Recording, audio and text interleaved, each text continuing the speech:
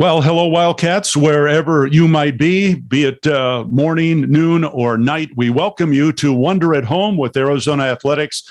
And today in the huddle with Arizona football's 2021 Ring of Honor inductees, Earl Mitchell and Brooks Reed. It's great to have you along. It's great to have Earl and Brooks with us. Great time to celebrate Wildcat athletics and Wildcat football in particular with two of the all-time greats. And before we bring them in to answer all your questions, I want to remind you a little bit about each one of these gentlemen.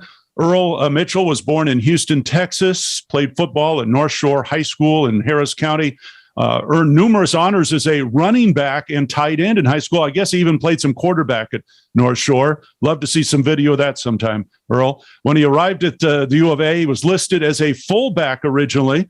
In his freshman season, he caught 9 passes for over 100 yards. After a couple years on the offensive side, the coaches saw his potential as an every down defensive player, and they were certainly correct.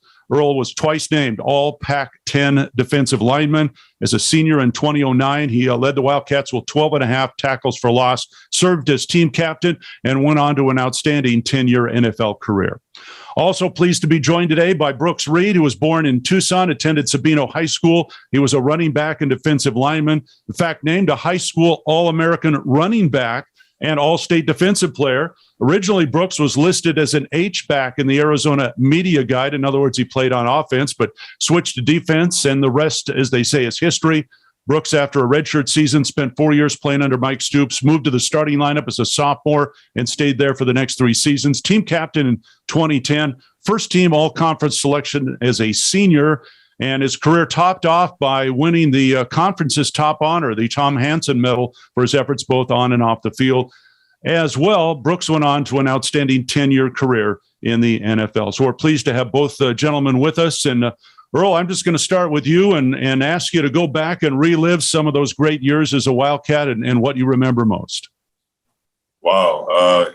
First off, just want to say I'm, blessed to have the opportunity to play at the University of Arizona, and it was an awesome time. It was such an experience to just to go and play Division I ball, but I was really excited to get there and just play with a lot of great players, Brooks included. And when I first got there, I was playing tight end, and playing some H-back. And and I was it was all I knew. So it was because I grew up and playing at North Shore, playing tight end, some fullback, and then we had some depth issues on the defensive line. The coaches asked me to switch over, play defense, and and it all worked out. Absolutely. Well, Brooks, you grew up in Tucson, of course. So, go back to your U of A career and also tell us just about growing up in the shadows of Arizona Stadium. Yeah, I mean, playing for the U of A was kind of a dream come true for me. We grew up pretty close to the stadium. And, if you open up our back door, you can hear the crowd roar and stuff. And that was all during, the 90s and stuff. And we had some great years in the 90s. So it was always consistently loud there on Saturdays. But, so I kind of naturally became, a fan before, I was even playing football and became good at it. And it was, it wasn't until maybe my senior year when it became a reality that I was going to play for them. And I had other offers and stuff, but, the University of Arizona was kind of my goal. And, and everything that Mike Stoops did for the program and Mark and, Corey Edmond, I saw the potential in the class coming in. I kind of knew that we were going to be, a good team. And I was just super excited to be a part of that. And, to go to the school my dad went to, and he wrestled at Arizona from 62 to 65. So he had to wait a while to see me go there. But I think he enjoyed it just as much as me, that I went there and was successful. And but it was, greatest time of my life being there, and, just the friendships I made and it was just great. All right. Hey, both you guys had some memorable games throughout your careers at the U of A. And so, Earl, I wanted to ask you if one particular game stands out. I'm going to throw in a couple of them just to get started. The Las Vegas Bowl win over BYU, always one of my favorites because, again, BYU was expected to win that ball game, at least by some people. And, of course, beating Arizona State. But, Earl, tell us about any games that really stood out for you. Yeah, definitely. That bowl game was a huge feat for our team. Like we made the goal as a team to get to a bowl game. Our team hadn't been to a bowl game in 10 years. So, I remember when we beat Arizona State, and we had, we all knew that we were, finally going to go to a bowl game, and just, it was a great time. One of my favorite memories was beating USC my senior year, in the Coliseum, getting a sack on the last play of the game. And it was a really cool moment for the entire team. A lot of guys from California were on our team. And I just remember how the emotions were always really high whenever we went out to California to play. Absolutely. Brooks, what games stood out for you? Well, what Earl was saying, the Las Vegas Bowl was definitely, a team goal of ours because, we hadn't been to one in 10 years and we had always talked about it. And to beat, the rivals up the road to get to that point was an awesome feeling. And then to beat BYU and a good game. And it was, something I'll never forget. And then the next year, was, I think for me, beating Iowa, and it was, that we were both ranked and they were top, I think 10 team at the time. And to end the game with like 4 sacks and, and the crowd, I think it was a record crowd there. And it was just, the energy was just so good. I mean, I think it was like the loudest, one of the loudest games at Arizona that I've ever been to. So just to be a part of that and come out the winning end of that was awesome. Absolutely. Well, of course, the main reason we're here today is to talk about you two guys and not only what you did at Arizona, what you've done beyond that, but also the fact that you both have been inducted now into the Ring of Honor, which is an incredible achievement. Your names will be on the stadium forever. And Earl, let's start with you and tell us about when you first learned you were going to be in the Ring of Honor and then what that day was like when you saw your name up there. Yeah, I got a phone call and they left me a voicemail, and it was just I was at a loss for words. I did overhear like some people saying that you played 10 years in the league, so you should be in the Ring of Honor, and it wasn't even a thought of mine, And I remember before the guys played Cal this past homecoming game, I told him that it was never my intention to be up there. We had team goals. I just wanted to just stay the course, and, those individual accolades, they come, but I'm extremely honored, to be, pretty much cemented up there in the stadium. Just to see my name up there is kind of just crazy because I was once rotating fullback in high school and getting some playing time on offense, and just everything just seemed to work out. So it's a really huge accomplishment for me. Brooks, not only the same question about when did you find out and then seeing your name up there, but of course, growing up in Tucson, you went to Arizona Stadium before you were ever a Wildcat player. So did it ever enter your mind that, well, yes, we know you wanted to play for the Wildcats, but that you would become one of their all-time greats? Yeah, I mean, it's just so crazy that how life works out like that, and I don't think it was ever a goal like Earl. It was never a goal because it was so outlandish, and it wasn't ever, almost seemed, like impossible, but here we are. But it was, I think my dad was the first one to tell me that. I think we were on like a recruiting trip out there, and he kind of snuck out onto the mid-level of the stadium and kind of noticed all those names and said how great it would be if, Brooks's name was up there, and kind of, I don't know if he like planted a seed or something, but I think playing an extra 2 years, maybe I shouldn't have been on the field, but I think like that became a reality, towards the end of my career. And it's just so awesome that, and he called me on my cell phone and told me that. And, the first person I called was, my dad. And I knew, because I knew he was going to be just as excited as me. But I told him, I was like, one of the first things I said was, well, I think Earl should be there too. I think he should do that with me, just because we had, such similar careers, both in college and NFL, playing for, the Texans too, and both playing 10 years and, both playing in Super Bowls. And it kind of just felt right just to do that with him. So I'm glad that's how it was set up.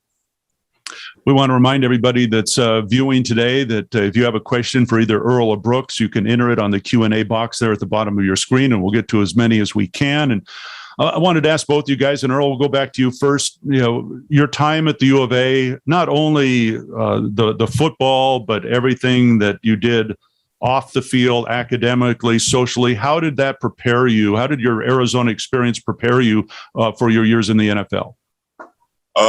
In so many ways. I think going to college in general is just you get tested from a mental standpoint, and I had great teammates who I could network with and just learn a lot from them. But I'm just I'm so glad that I was able to build those connections with great people. And I really feel like I made the most out of being there, even off the field, just, learning from a lot of people, and just meeting the right type of people. And I felt like the guys that we had on our team were good guys, good men, and, guys that I keep in touch with to this day. So, from just being held accountable, on and off the field, and having fun with it too. So I'm appreciative of my time while I was there. All right. Brooks, same question. Also, did your dad ever tell you a little bit about, the academic side of things before you hit campus? Yeah, it was, that was definitely, everything was kind of like a tougher change, going from high school, obviously. But that's what, I think what I learned from, being a student athlete at the U of A was raising my level of being more consistent and being more wise with my time, because, not only are you, busting your butt, in the weight room and, playing football, but, to be successful in the classroom and get a degree. And so you have something after you're done playing football was also just equally as important for me. And, my dad paid his way through school, Mm-hmm. with a job. So I had no excuses not to, be successful there. And, the U of A provided, the perfect atmosphere to be successful. And, with all the, study halls and stuff, and what McHale Center offered was amazing. And it was a blast. Yeah. I was going to ask Brooks about the academic support. That's so important because as a student athlete, as you well know, there's a lot of hours put in there, and but it's equally important, of course, to exceed in the classroom. So can you give us some more details maybe about some of the academic support and how it helped you along?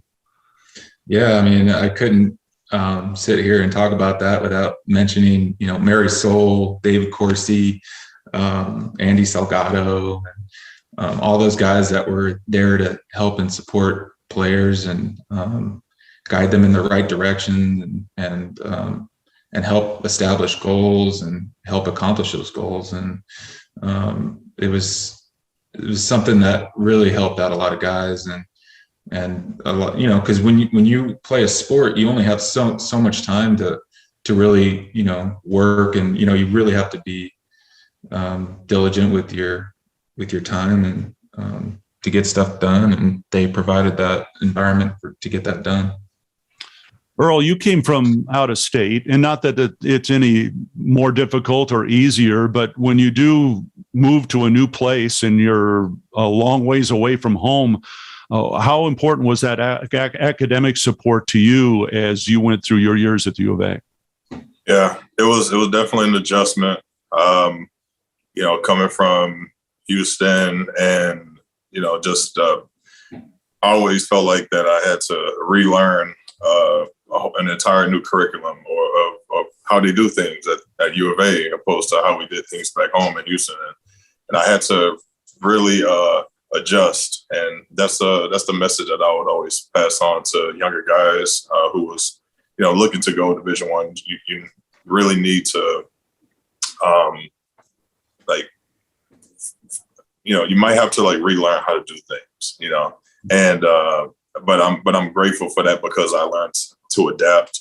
I was thankful to have Marisol and Andy, and they really helped me out because I believe I ended up leaving 2009, but they helped me out so much because I ended up graduating 2015 when I was able to come back, and they were, they very, very helpful in that process, and just learning how to navigate throughout not only my years at the U of A, but how to navigate a schedule during the off season while I was in the NFL. Okay. Earl, if you had not played football, what did you want to be when you grew up? That's funny. I know Brooks knows the answer, but most people know I wanted to be a professional wrestler. That was my original dream, and that was my goal. And if it wasn't football, I definitely would have been trying to be on TV. All right. Hey, Brooks, since you played with Earl, would he have done well in the WWE or wherever it might have landed him? Oh, absolutely, man. I still think that he wants to do that. I still think there's a chance, and I wouldn't be surprised if he asked me to be there next to him.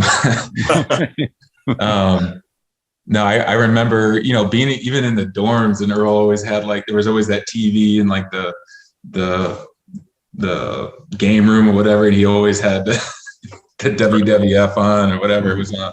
Right. Yeah. All right. So, Brooks, what advice would you give current student athletes today, based on your experiences and what they're going through right now as they navigate their way through college? Just to create goals, and getting to college is a big deal, but it's you just keep on moving the bar up for yourself and create a new standard for yourself, and creating goals, and especially for like I was saying with student athletes, it's tougher because it's you want to be successful in both, and to try not to, I had to change majors because I couldn't dedicate all my time to one thing, because my goal was to make it in the NFL, and I knew I had to, that's where most of my time was going into, so I had to choose something that that I could navigate that with. But it's knowing, kind of having some self-awareness of what you can do, and at the same time pushing yourself and using your time wisely, for sure. All right. Hey, Earl, by the way, congratulations on graduating in 2015. And maybe that's a great follow-up question, is that sometimes it might take more than 4 years to get that degree. So what advice would you pass along to young students who, think to themselves, gee, can I get this done in 4 years? And you were able to do it, even though it took a little bit longer, you reached the ultimate goal. Right. I mean, it's important to be realistic. I had my goals, and it did start out rough.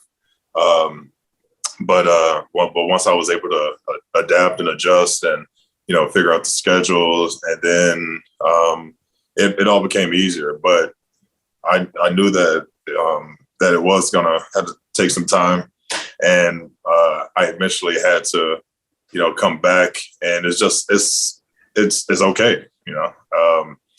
I was proud to come back.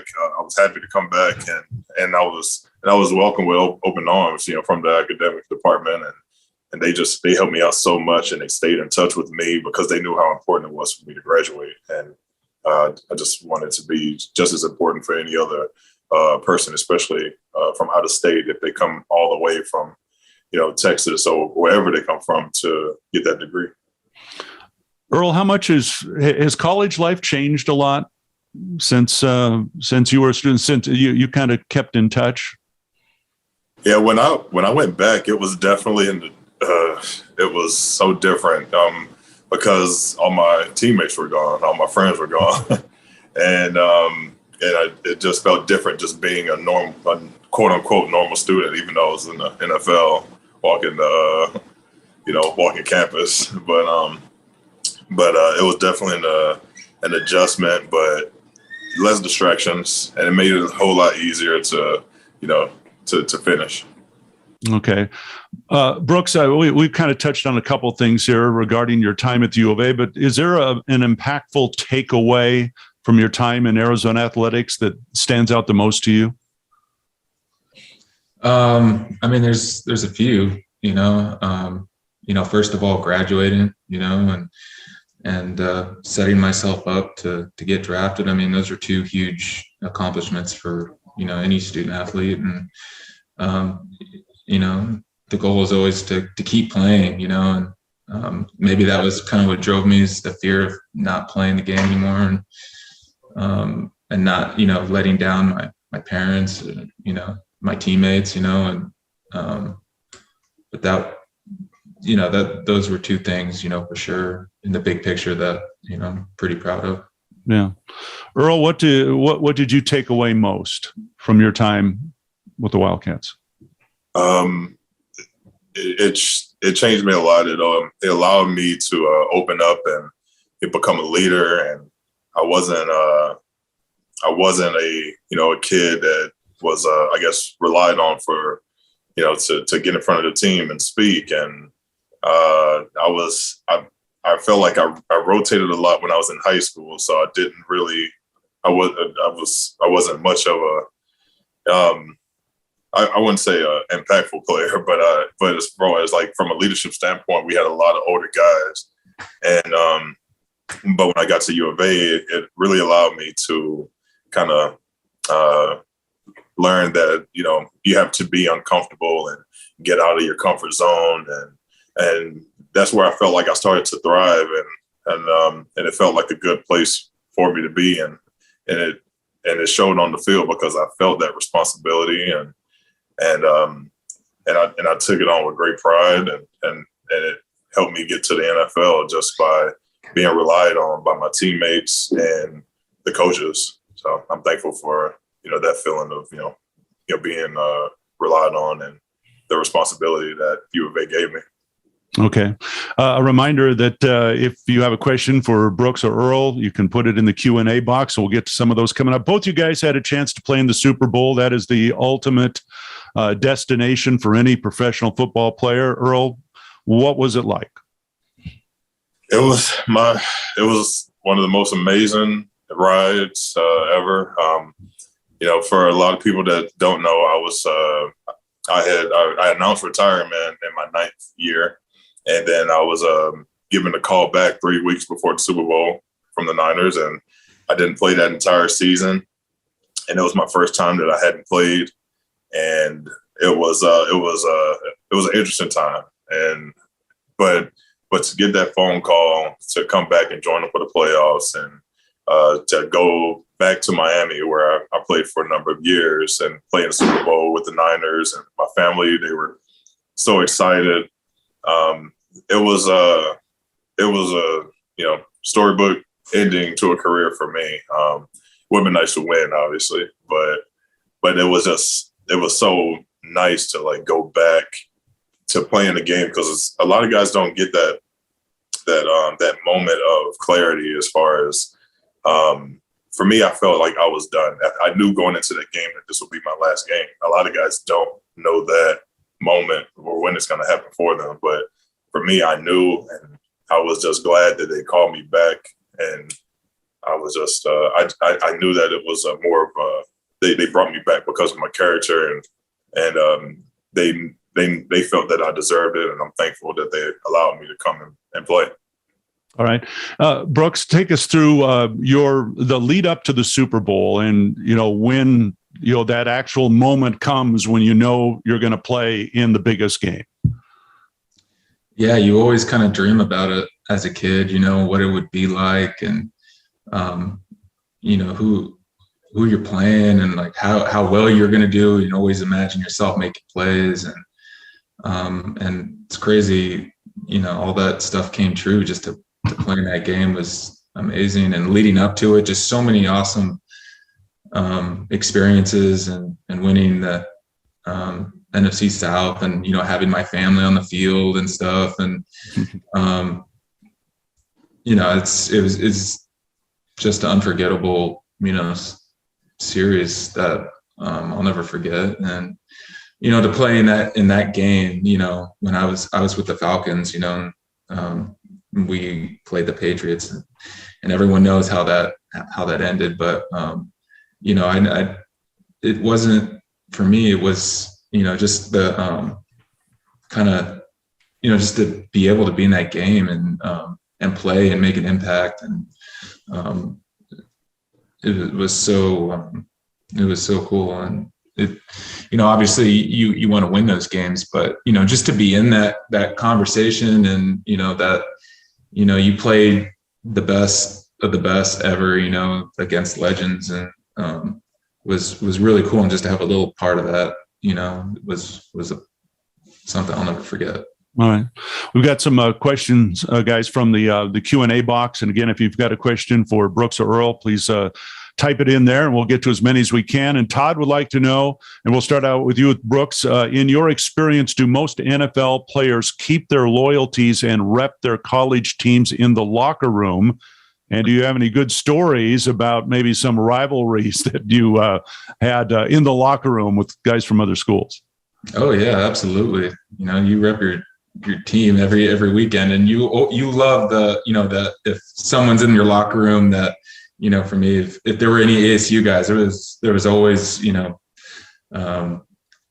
bets, and I would, there were always, if you had to put on ASU sweatsuit, you know what I mean? Like, or sing, the anthem or whatever. And it was, went the other way around, but that's always a fun part of the year for sure. All right. Hey, Earl, did you ever have any heated moments with any of your college rivals once you got to the NFL? I definitely did. I tried to make a lot of welcome to the NFL moments for guys who played at ASU.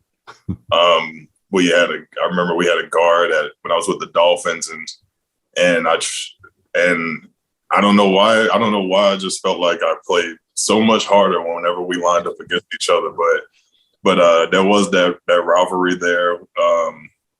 I remember my first sack in the preseason was against Rudy Carpenter. He went to Arizona State, and just that stuff for me personally that I don't forget, because it just made me feel good. And I remember how motivated I was to always line up against guys who played in the pack.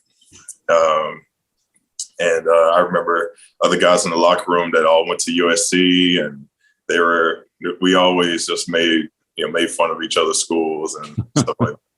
All right. Another question that came in, this one from Barnes, would like to know, did you learn things being on a team that you might not learn had you not played football? Good one, Earl. Yeah, it's football teaches you so much mentally. I think it's like the personification of like what is it? What do you do when you get knocked down? And there's moments in life where I feel like we're all, we will be down, but like, what do you do? But I think football, literally, you can get knocked down on the ground. Do you say like, I'm going to quit? Do you, do you come back tomorrow and fight harder? It's just there's moments like that for me that it taught me like, who am I as a person, and how do I deal with adversity? A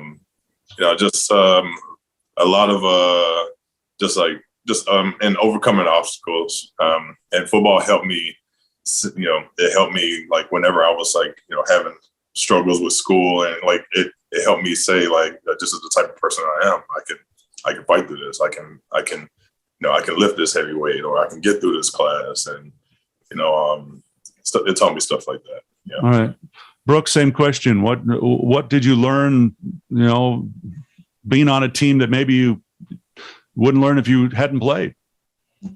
There's tons, I would say the biggest one is kind of what Earl was saying, a combination of mental toughness and discipline, and,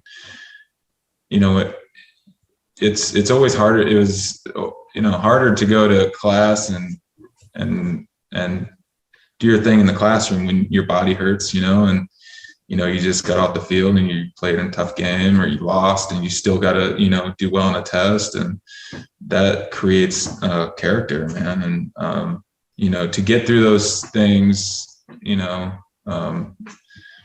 gives you confidence in your abilities. And it's kind of like a, domino effect. It affects other things, in your life, and it helps you get through moments, later down the road. So, that trying to balance those two things is, it's a learned skill, and that's part of the challenge of being a student athlete anywhere, Right.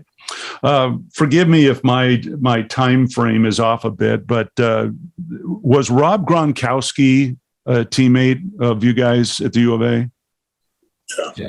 Okay, so let me ask you this. Did you ever think that he would make it in the NFL based on what you knew before he got to the NFL? 1,000%. He just had the right attitude and just the confidence and the abilities. I mean, the kid walked in, I remember like it's one of his first days, and he went in there and was benching like 275. Not like that matters in football really, but when you're younger, you're like, oh man, that guy was benching a lot.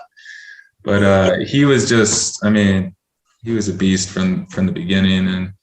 And, we played with his brother, Chris, too, and who also played in the league as a fullback. And, two totally different dudes, but man, family had genetics. Yeah, both those Gronkowskis, they could play out. But, I had the honor, my sophomore year was my last year at tight end. That was Rob's first year. So, yeah, we both got to play offense for 1 year together. And I was in a meeting room with him, and he was just so much fun, man. And I remember his first day of practice, he runs a 15-yard in route, and it was thrown way behind him, and he just reaches back and snags it one hand and just runs to the end zone. And I knew my playing time was going down from there. But he was a dynamic player, and he is a dynamic player, but I knew from jump that he was going to be a star. All right. Hey guys, we're going to wrap it up here pretty soon, but I wanted to ask each of you about what you're doing currently and what you want to do down the road. And Earl, we'll start with you.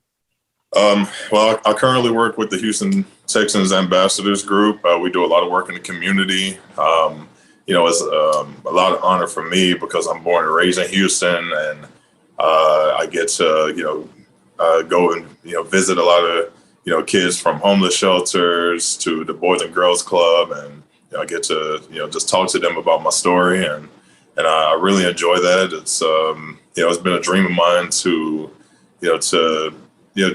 give back.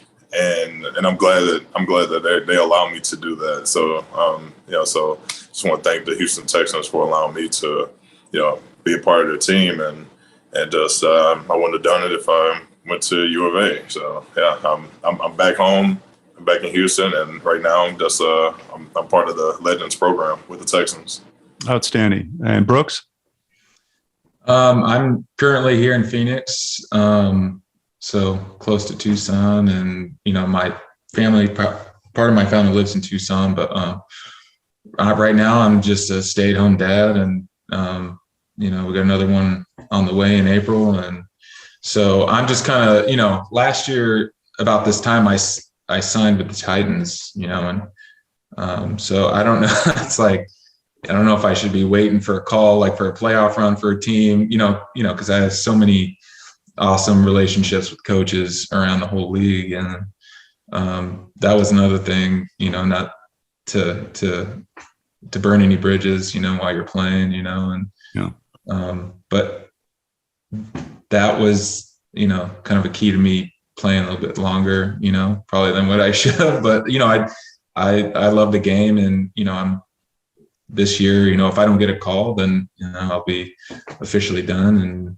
And it was a blast. And right now I'm kind of trying to focus on what I really want to do, after football. And I think, going back to school is an option, given that the NFL pays for it. And why not do that? And, maybe get an MBA or something. Okay. We got one more question that came in. I want to throw at both of you guys. What advice do you have for the current Wildcat football players that could help them out in their future, both as players and beyond that? Brooks? I would just say, look at yourself in the mirror and maximize your potential and create goals for yourself. Like I said earlier, and it's not going to all magically get fixed in a day, and there's a ton of potential on this team, and the guys, it's just like, I was a guy that had to work really hard. I wasn't automatically good when I first got there, and I luckily redshirted because we had enough talent, on the team, and that was a huge development year for me, and I would say for the younger guys that are redshirting to not, burn that year and socialize too much. I would say just, be a gym rat and, get better, and give yourself a chance to compete the next year and, okay, put it all in the bucket. All right. Earl, what advice would you give the current players? For me and Brooks, I think we were both, effort players, and I think our mental was just give our all. But for the players, like that's the best advice I can give is just honestly just do your best. You gotta if you feel like you have to create goals for yourself, do that. I knew that I was someone who I didn't want to look at the stat sheet.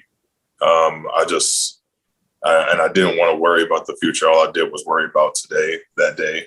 And I just, I worked on what I could control, so just really put all your effort into that day. And next thing you know, you'll be able to look back and see what you've built and help build. And you have the opportunity to help build a program. And that's what me and Brooks did. We felt like we were the foundation, and you should be proud that, you could be a part of a foundation. Okay. Earl, can the Cardinals win the Super Bowl? I have no idea. Okay. All right. Just checking. Brooks, I mean, you've got the helmet. I mean, are you going to, do you have a rooting interest there? Do you think they can win it all? Absolutely. And I told people last year, but I think in the NFL, it's all about keeping your players healthy, especially later in the year, and they definitely have the talent to do it. And I know a ton of guys on that team still. And you could see, especially Kyler, how much he's matured, and they have all the pieces, man. They got all the stars they need. And it'll be cool to see how well they do, right, this season. Well, gentlemen, we really appreciate your time. Earl Mitchell and Brooks Reed, two of the all-time greats to wear the Cardinal and Navy, and the newest members of the Ring of Honor. Congratulations again on that. It will live in history, of course, and we appreciate your time today. We want to wish you both the best of luck in the future, whatever those endeavors might be, and hope to see you back on campus many times. Thank you. Absolutely. Thank you.